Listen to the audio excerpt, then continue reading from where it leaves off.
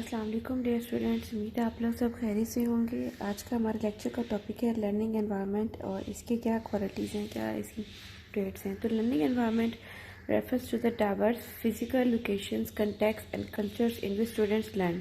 Since students may learn in a wide variety of settings such as outside of school locations and outdoor environments, the term is often used as a more accurate or preferred alternative to classroom, which has more limited and traditional connections. A room with rows of desks and a chalkboard, for example. The term also encompasses the culture of a school or class, its presiding ethos and characteristics, including how individuals interact with and treat one another, as well as the ways in which teachers may organize an education setting to facilitate and the environment of learning.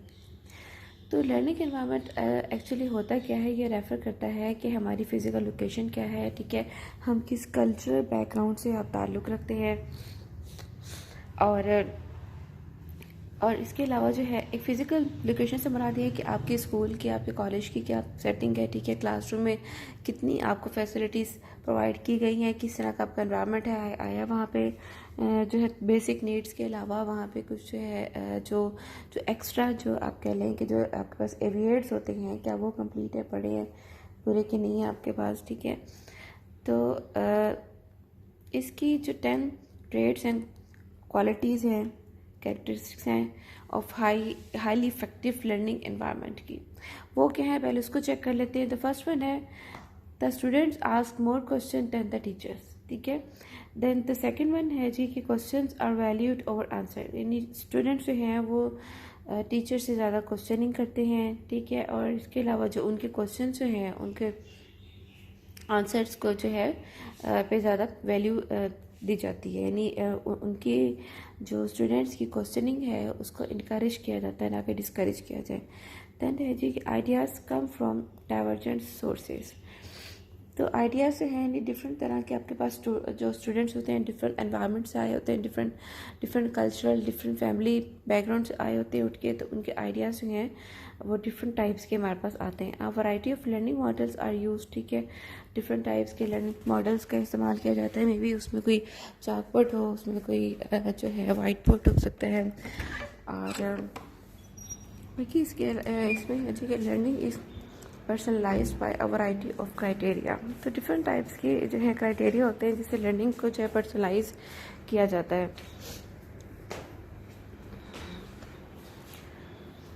फिर है जी कि assessment is persistent, authentic, transparent and never punitive.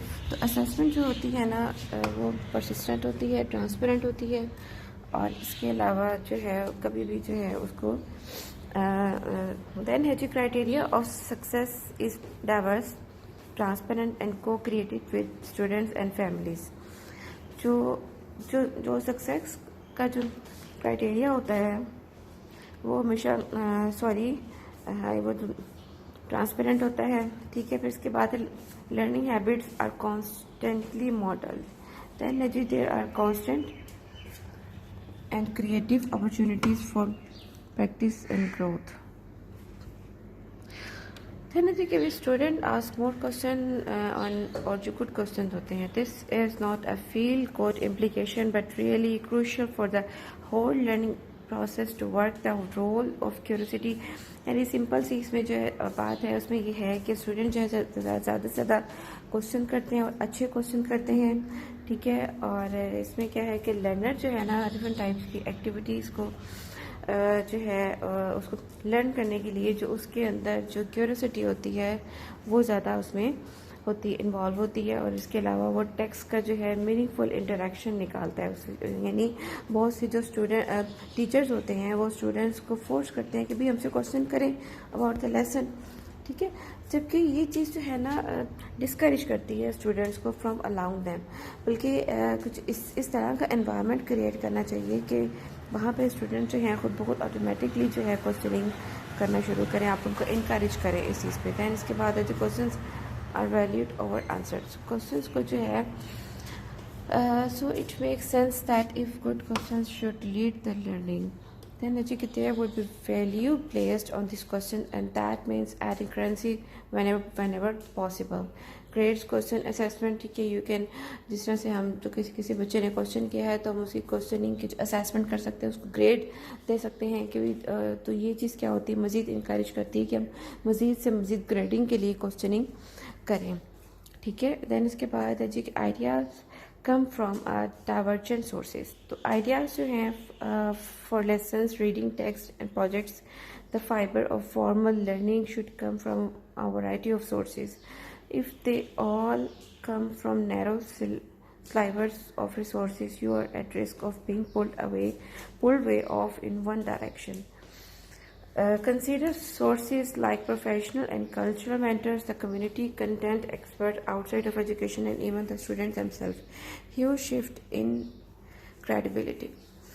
तो इसमें क्या है जी कि आपके पास जो है आइडियाज़ जो हैं डिफरेंट तरह की, जो है स्टूडेंट्स डिफरेंट तरह के एनवायरनमेंट से उठ के आए होते हैं, तो डिफरेंट तरह के आइडियाज़ भी जो है हमारे सामने आते हैं। दैन है जी कि a variety of learning models are use, different तरह की लर्निंग मॉडल्स की जो है वैरायटी वो यूज़ की जाती है।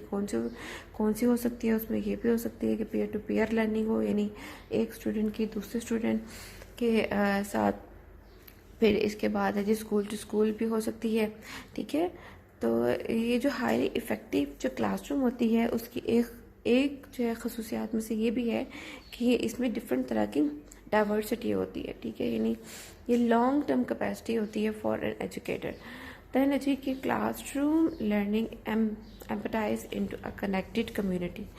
तो क्लासरूम लर्निंग जो होती है does not need to be radically repacked to make sense in the real world, but starts and ends there.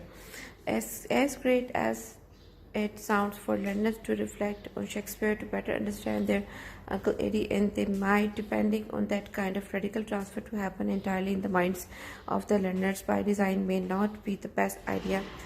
Plan on this kind of transfer from beginning, ठीक है। दैन इसके बाद है जी कि लर्निंग जो है पर्सनलाइज होती है बाय वैरायटी ऑफ क्राइटेरिया।